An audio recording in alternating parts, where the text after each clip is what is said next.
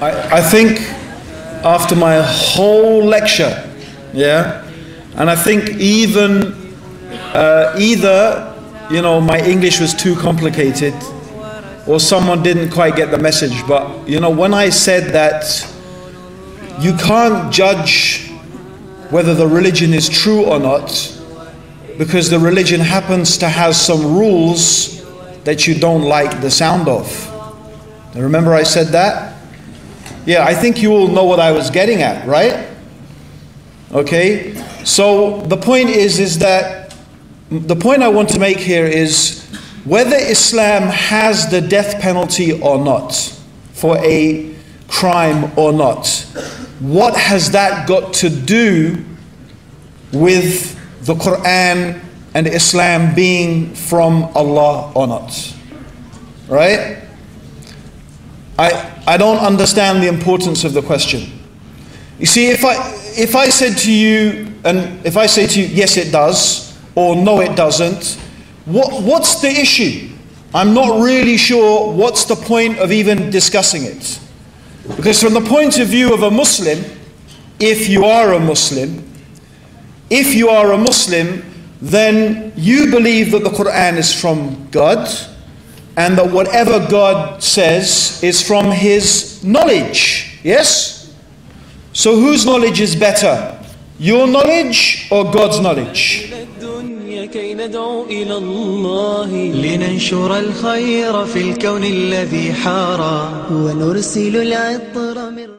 God's knowledge.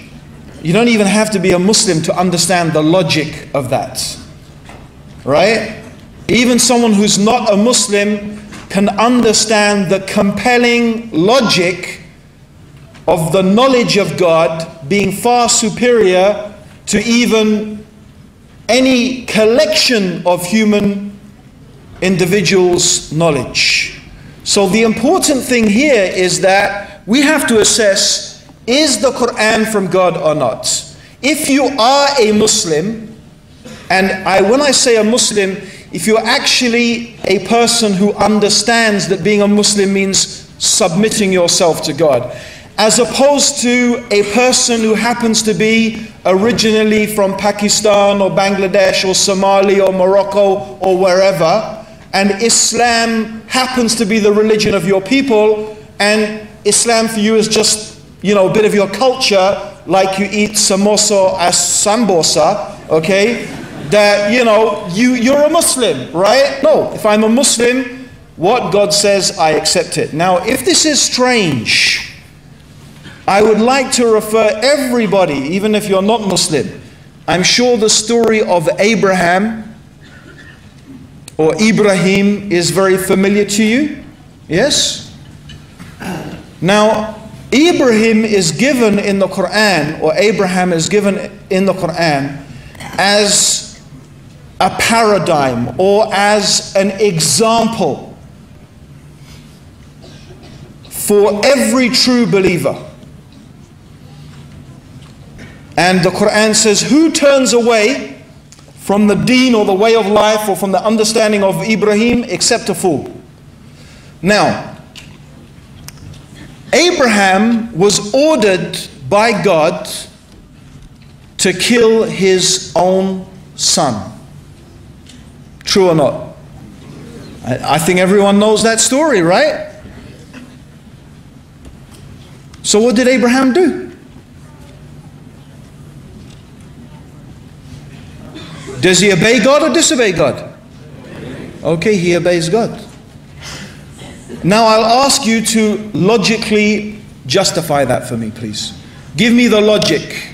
What's the logic behind killing your son? Huh? Yeah, there is no logic except that that's what God told me to do. That's the only logic there is. And in fact, by the way, that is the supreme logical conclusion. It's the most logical conclusion. If the one who created the whole universe the one who is going to determine what is going to happen to me for the eternity of forever, for the eternity of the life after, as well as the one who has complete control of every single thing that is going to happen to me in my life. A sensible, logical person would do whatever it takes to seek the pleasure of this Creator and not to displease this Creator. Right? So that is the basis. That's my answer. My answer is, let's not get caught up in whether the Quran says this, and I could give a whole long list, right? Chopping the hands off thieves, stoning adulterers and adulterers to death, the punishment for adultery, for homosexuality, for highway robbery, for drunkenness, for taking drugs, for dealing in drugs, you know, and a whole range of other things that Islam has. The question is, okay, all of these things, all of these issues that people have about Islam, but my question is, what has that got to do with the issue of whether the Quran is from God or not? What's it got to do with it? Because you know what, I will tell you, if this book is not from God, if Muhammad sallallahu alayhi wasallam is not the Prophet of God, why do I want to follow it? Why? Why do I want to pray 5 times a day and fast Ramadan and not eat and drink anything from dawn until... I mean, there may be some, I'm sure there are lots of good reasons why it might be a good discipline, right? But why? Why do I want to not have fun and enjoy my life and have as many girlfriends as I like and, you know, just have 4 wives instead of hundreds of girlfriends? Oops, okay? And... or just have 1 wife because I'm afraid I might do injustice. Why would I want to restrict myself in my life? Amazingly, they accuse us, but who has an unrestricted life? Who can do anything they like? Drink and fornicate and whatever. Why? For what? What? Just because I don't know. It's my culture. It's not my culture. It's not my culture. No, I follow this for one reason. Because I believe this is from God. If this is not from God, I have no interest in, okay, then I would say, Muhammad, you know, he was a nice guy, he was a clever guy, he was whatever. I'm sure the Quran has some interesting things to say, and so do lots of other books. But why would I follow Islam? I follow it because I believe it's from God. That is the important question. Is this book from God or not?